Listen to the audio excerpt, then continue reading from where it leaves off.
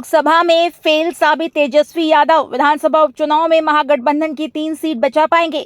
बिहार की 4 विधानसभा सीटों पर उपचुनाव की तारीखों का ऐलान मंगलवार को हो सकता है।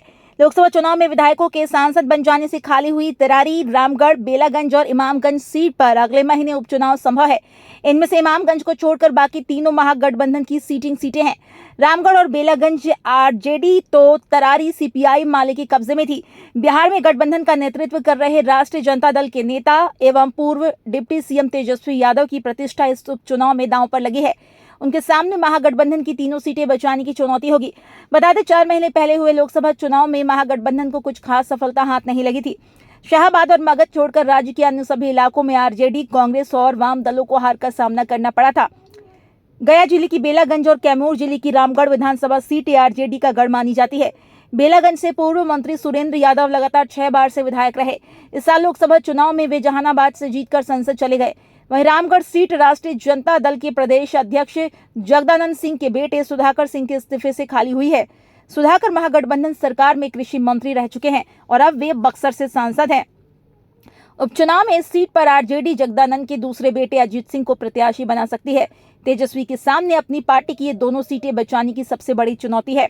बिहार विधानसभा में नेता प्रतिपक्ष तेजस्वी यादव के सामने आरजेडी ही नहीं बल्कि लेफ्ट पार्टी सीपीआई माले का गढ़ बचाने की भी चुनौती है। भोजपुरी जिले की तरारी से सीपीआई माले के विधायक रहे सुदामा प्रसाद आरा से सांसद बन गए हैं। उनके इस्तीफा से खाली हुए तरारी सीट पर उपचुनाव होने वाले हैं।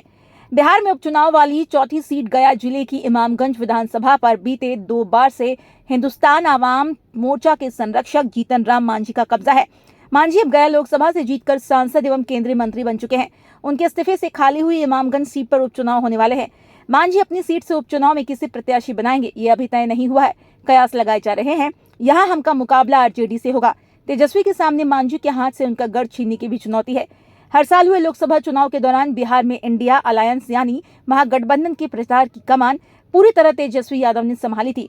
उन्होंने लगभग सभी विधानसभा क्षेत्रों में जाकर जनार्दन चुनावी रैलियां की और आरजेडी ही नहीं बल्कि कांग्रेस, वीआईपी एवं वाम दलों के प्रत्याशियों के समर्थन में जमकर प्रचार किया था।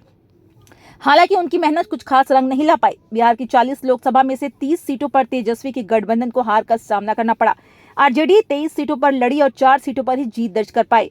वहीं 3 सीटें कांग्रेस और 2 सीपीआई माले ने जीती। अब तेजस्वी विधानसभा चुनाव में महागठबंधन का प्रदर्शन बेहतर करने की कोशिश करेंगे क्योंकि बिहार में अगले साल विधानसभा चुनाव भी होने वाले हैं। वीडियो पसंद आए तो लाइक, शेयर और चैनल पर पहली बार आए हैं तो हमारे चैनल को सब्सक्राइब करें, बेल आइकन क्लिक करें और हमारे पेज फॉलो करें।